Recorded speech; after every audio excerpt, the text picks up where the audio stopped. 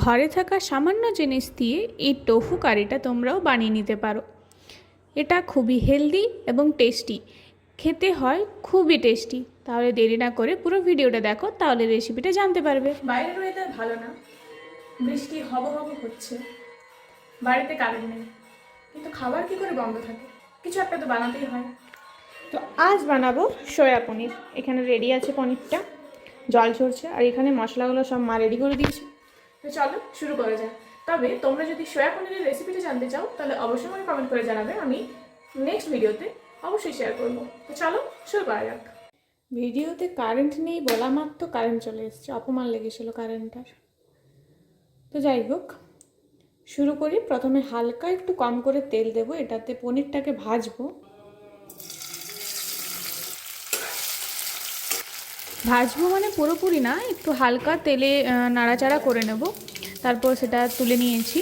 এরপর তেলের মধ্যে গোটা জিরে, রসুন একটু ভাজা ভাজা করে নেব। তারপর দেব পেঁয়াজটা দেওয়ার পর একটু ভাজা ভাজা করব। তারপর দেব টমেটো।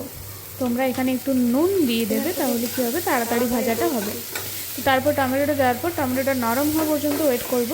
তার সাথে দিয়ে দিয়েছি লঙ্কাটা, কারণ এরপর এটাকে বেটে নেব। তাহলে লঙ্কাটা বাটা হয়ে গেলে খুব ভালোভাবে মিক্সও হবে, ঝালটা আসল বেরোবে।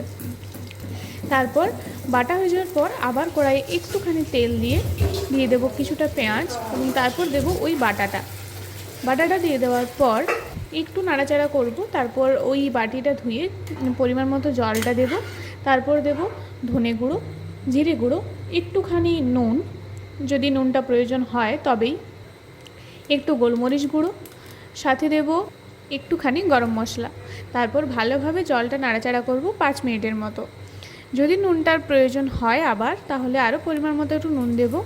আর একটু যেহেতু কালার দরকার, তার জন্য একটু হলুদটা দিলাম। তারপর কিছুক্ষণ নাড়াচাড়া করার পর দেব পোস্ত বাটা। তোমরা এখানে কাজু বাটাও ইউজ করতে পারো আলাদা টেস্টের জন্য। তারপর পনিরটাকে দেওয়ার পর কিছুক্ষণ ঢাকা দিয়ে কিছুক্ষণ রেখে দেব। তারপরে রেডি হয়ে গেল এই পনিরের রেসিপিটা।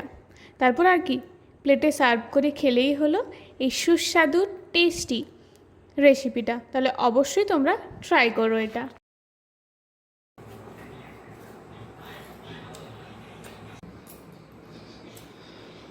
দারুণ দারুণ।